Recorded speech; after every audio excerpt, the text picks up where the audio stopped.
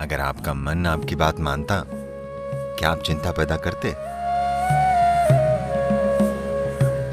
बस ये सरल साधना कीजिए आप सभी। अगर आप कोई दूसरा योग नहीं कर सकते तो आप इतना तो कर ही सकते हैं, है ना?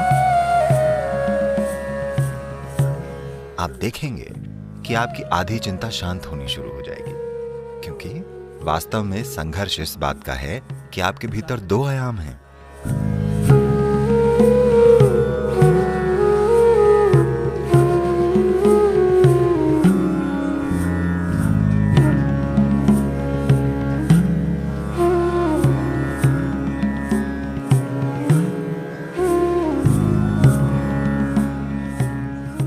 अगर आपका मन आपकी बात मानता, क्या आप चिंता पैदा करते?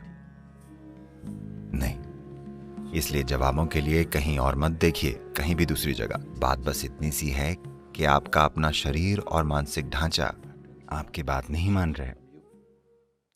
तो आपने बहुत सी बातें कही, मैंने कोशिश की, और ये पूरी कैलिफोर्निया में जो बड़े बड़े शब्द घूम रहे हैं, खासतौर पर उसे सरेंडर करने के बारे में, इसे जाने देने के बारे में, ऐसी किसी चीज ने एक भी व्यक्ति के लिए काम नहीं किया है कभी भी।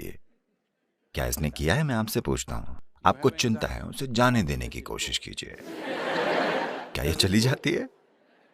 यहां तक कि फ्लू भी, कमबख्त फ्लू तक नहीं जाता। हाँ या ना? साधारण सी सर्दी भी नहीं जाती। आप कहते हैं जाओ, क्या ये चली जाती है? इसलिए हमें समर्पण के इन सजावटी चक्करों में नहीं पड़ना चाहिए। ये सब इधर उधर की बातें हैं। कोई नहीं जानता कि समर्पण क्या है, क्योंकि जब ऐसा होगा तो आपको पता ही नहीं चलेगा कि ऐसा हुआ है। आप ऐसा नहीं कर सकते, मैंने समर्पण कर दिया, ये कैसे संभव है? तो उन चीजों को छोड़कर, खास तौर पर जैसा मैंने कहा है, आपने यूजर मैनुअल को नहीं पढ़ा है कि ये कैसे काम करता है। हमें इस पर ध्यान देना होगा। ये सिस्टम इस तरह से बना है कि अगर आप अपना हाथ ऐसे रखें तो ये एक तरीके से काम करेगा, अगर आप ऐसे करें तो ये दूसरी तरीके से काम करेगा। ये एक अद्भुत प्रक्रिया है। अगर ये कोई सरल चीज होती तो हम इसे छेनी हथौड़ी से कूट पीट कर सही आकार में ले आते, ठीक है? ये बहुत ज्यादा परिष्कृत है। ये मशीन असाधारण रूप से जटिल है।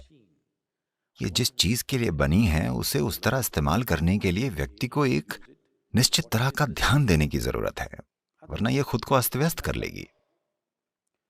अब कई कारक हो सकते हैं, जेनेटिक कारक हो सकते हैं, सामाजिक कारक हो सकते हैं, कुछ पालन पोषण के मुद्दे हो सकते हैं, तमाम तरह की चीजें हैं। पर अपनी समस्याओं के लिए इनमें से किसी भी चीज को कारण मत ठहराइए। जरूरी बात बस ये है, आप अपने मन को वैसे नहीं रख पा रहे हैं जिस तरह से आप उसे चाहते हैं। आपकी बस यही समस्या है ना? जिस पल आप कारण देते हैं कि मैं ऐसा इसलिए हूं क्योंकि मेरे पिता ऐसे थे, मैं ऐसा इसलिए हूं क्योंकि मेरे दादा की जेनेटिक्स ठीक नहीं थी, तो समझिए आप खत्म हैं। क्योंकि अब हम उन व्यक्तियों को बदल नहीं सकते। Yes. अब आप कोई अलग पिता या दादा नहीं चुन सकते, अब वो बीत चुके हैं।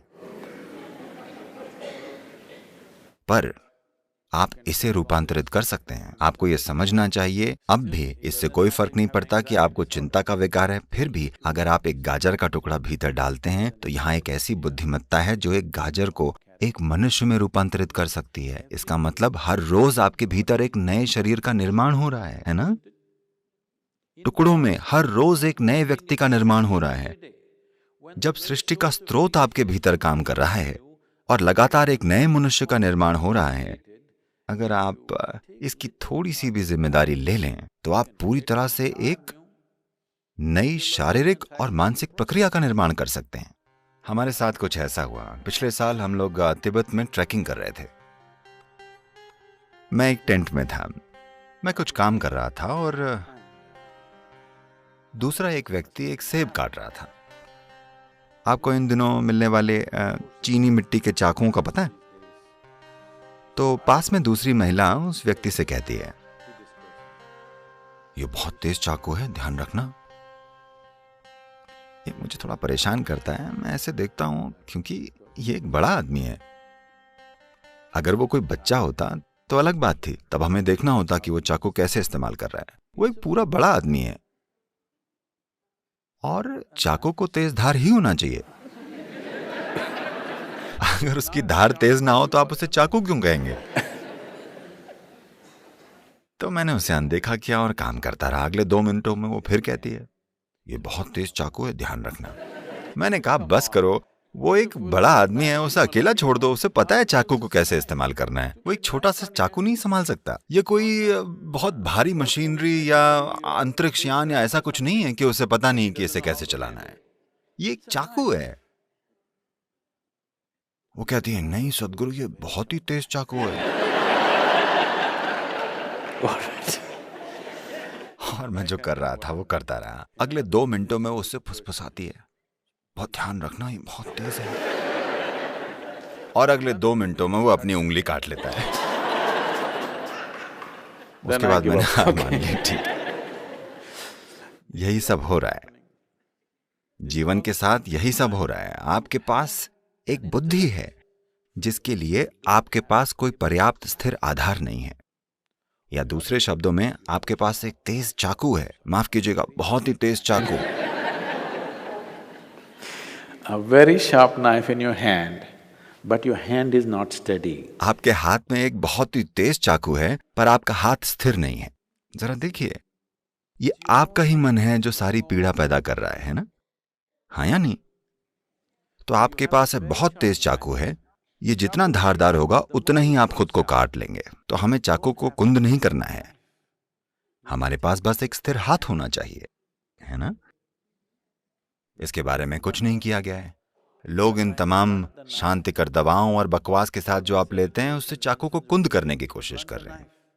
चाकू को कुंद करना हल नहीं है, क्योंकि अगर आप अपने होने की संभावना को ही कम कर देते हैं तो सब ठीक होगा। अगर हम आपका आधा दिमाग हटा दें तो आप काफी शांत रहेंगे, क्योंकि चिंता पैदा करने के लिए थोड़ा दिमाग लगता है। अगर हम सचमुच में आपका आधा दिमाग हटा दें तो आप काफी शांत रहेंगे और आप असल में खुश भी रहेंगे। आपको कुछ भी परेशान नहीं करेगा, आप ठीक हैं। सही है ना? पर यह वो नहीं है जिसे हम खोज रहे हैं। मनुष्य जो खोज रहा है वो किसी तरह असीम होना है, किसी तरह। और अगर ऐसा होना है तो आपको एक स्थिर आधार बनाना होगा। चाकू को हटाने की जरूरत नहीं है, चाकू को कुंद करने की जरूरत नहीं है, बस हाथ को स्थिर रखने की जरूरत है ना? कोई प्रक्रिया नहीं करनी है।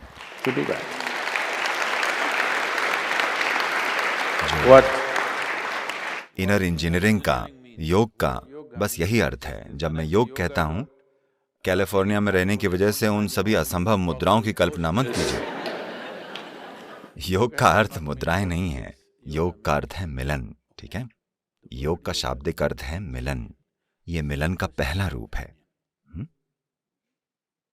आपका दायां और बायां, इसे योग में पिंगला और ईड़ा कहा जाता है। ये आपके भीतर पौरुष और स्त्रैण है। इन्हें बस एक साथ कर दें। आप बस ये सरल साधना कीजिए। अगर आप दूसरा कोई योग नहीं कर सकते तो इतना तो कर ही सकते हैं ना? आप ऐसा कीजिए जो आपके जीवन से संबंधित हो। ये चढ़ता हुआ सूरज हो सकता है। सूरज ऊपर आ रहा है, सूरज के ऊपर आए बिना इस ग्रह पर आपका अस्तित्व ही नहीं होता है ना? आपके भीतर जीवन की गर्माहट सिर्फ इसलिए है क्योंकि सूरज ऊपर आता है। पेड़ का ऑक्सीजन छोड़ना और उसके लिए आप कार्बन डाइऑक्साइड छोड़ते हैं और ये अदला बदली हो रही है। इसके बिना आप जीवित नहीं होते हैं ना? इसकी ओर कुछ इस तरह से देखिए, जो भोजन आप खाते हैं, सूरज, जिस धरती पर आप चलते हैं, जिस हवा में सांस लेते हैं, जो पानी पीते हैं, जो लोग आपके आसपास रहते हैं, इनमें से कुछ भी चुन लीजिए। बस ये कीजिए, आपके दाएं और बाएं को पूरी तरह एक साथ कर दीजिए। इस तरह नहीं, इस तरह नहीं, बिल्कुल सीधे। ठीक है? बस किसी ऐसी चीज की ओर देखिए जो आपके लिए सच में मायने रखती है। शायद सूरज, शायद आकाश, शायद बादल, शायद एक पेड़ या कोई व्यक्ति, शायद एक बच्चा, एक जानवर, कोई मायने नहीं रखता कि क्या। बस उसकी ओर देखिए। लगातार 10-12 मिनटों तक दोनों हाथों को जोड़े रखिए। आप देखेंगे कि आपकी आधी चिंता शांत होनी शुरू हो जाएगी। क्योंकि वास्तव में संघर्ष ये है कि आपके भीतर 2 आयाम हैं। मैं इसके विस्तृत विवरण में नहीं जाना चाहता, क्योंकि योग, शरीर विज्ञान इसके बारे में विस्तार से बताता है। लेकिन सरल शब्दों में कहें तो आधुनिक चिकित्सा विज्ञान आपको बता रहा है कि एक दायां दिमाग है और एक बायां दिमाग है। ठीक है? बस इन दोनों चीजों को एक साथ रख दीजिए। ऐसे किसी भी चीज की ओर परम प्रेम और प्रशंसा से देखिए जो आपके लिए मायने रखती है। वो आपकी पत्नी हो सकती है, आपके पति हो सकते हैं, आपकी संतान हो सकती है, एक पेड़, एक कुत्ता, आकाश, सूरज, चांद, इनमें से हर चीज आपके जीवन के लिए जरूरी है। क्या ऐसा नहीं? हाँ, आप इनमें से जिस भी चीज के साथ जुड़ाव महसूस करते हैं, इन दोनों चीजों को एक साथ रखते हुए उनकी ओर परम मधुरता से देखिए, ये पहचानते हुए कि वे आपके लिए कितने जरूरी हैं। कई चीजें बदल जाएंगी। ये योग का पहला रूप है। अगर मैं ये करता हूं तो ये मुश्किल हो जाता है। और नमस्कार करने के कई तरीके हैं, इस तरह इस तरह इस तरह। ये सबसे सरल चीज है। यहीं से शुरू कीजिए, ठीक है?